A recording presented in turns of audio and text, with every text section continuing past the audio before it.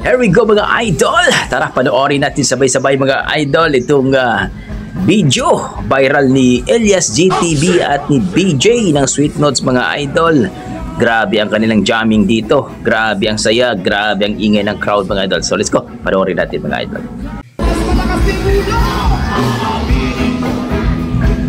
First time ito mangyari mga idol na nag-jamming ang ating malulupit na mga vocalist.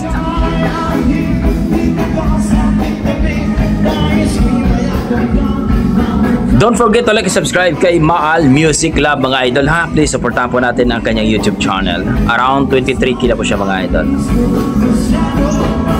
King J!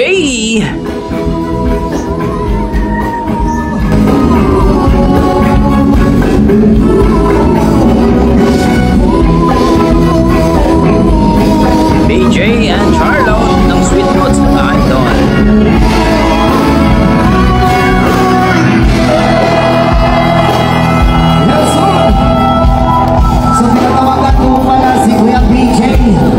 Sweet Notes. Ano ba yan?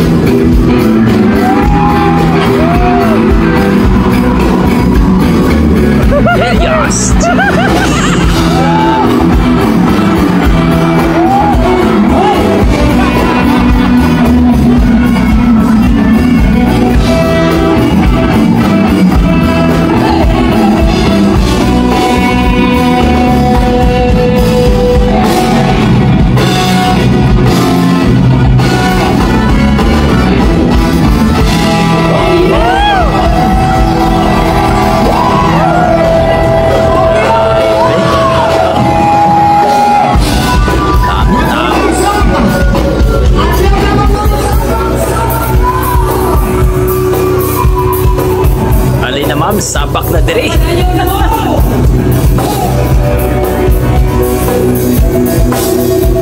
Grabe ang tambalan ng dalawang ito mga idol.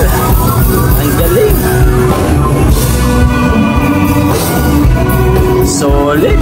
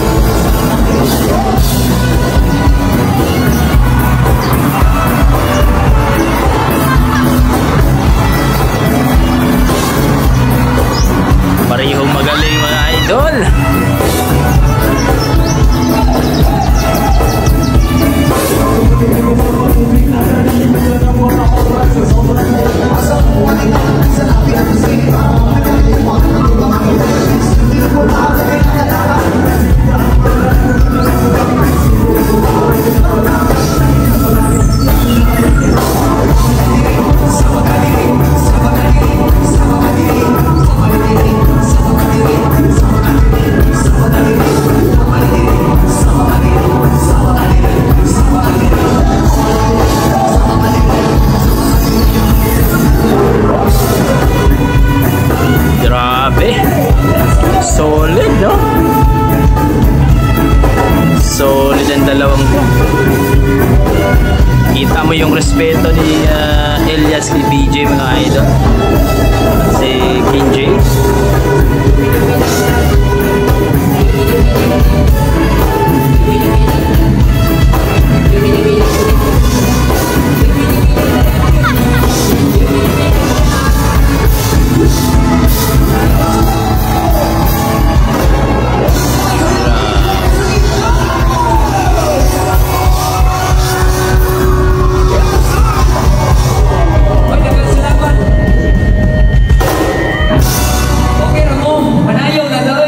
Sorry guys, wala din mo yung mahimo karong gabi kay kinaapil yung kalamimon.